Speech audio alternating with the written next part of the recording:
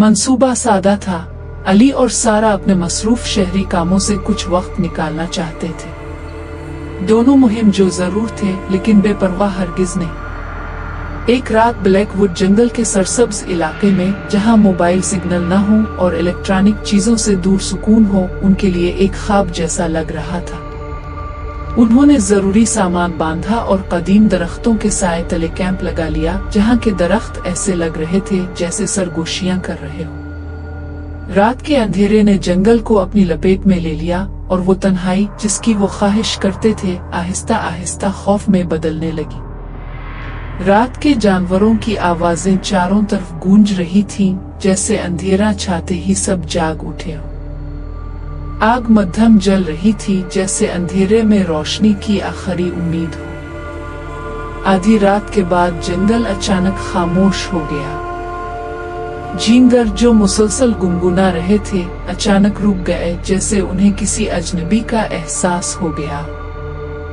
सारा ने अंधेरे में नजरें गाड़ दें और बोली, अली तुमने कुछ सुना? इसकी आवाज कांप रही थी। अली ने सर हिलाया। इसका दिल तेजी से धड़क रहा था।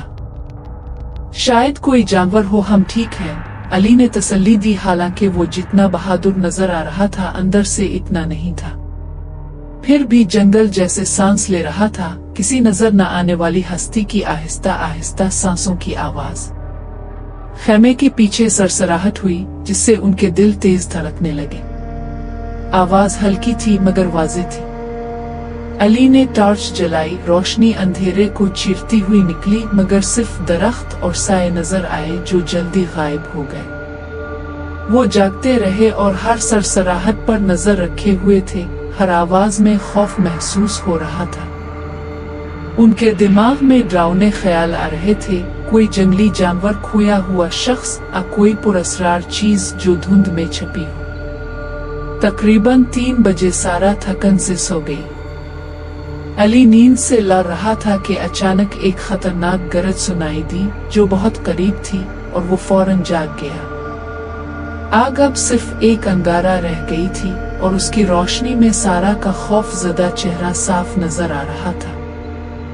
सुबह की रोशनी दरख्तों के दरमियान सुनहरी टुकड़ों की सूरत में सच्चाई को सामने ले आई।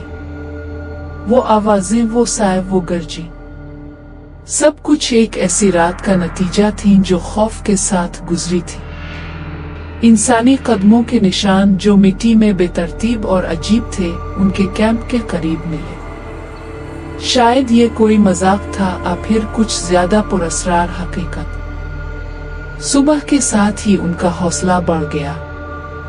उन्होंने जल्दी से सामान बांधा और जंगल को छोड़ दिया।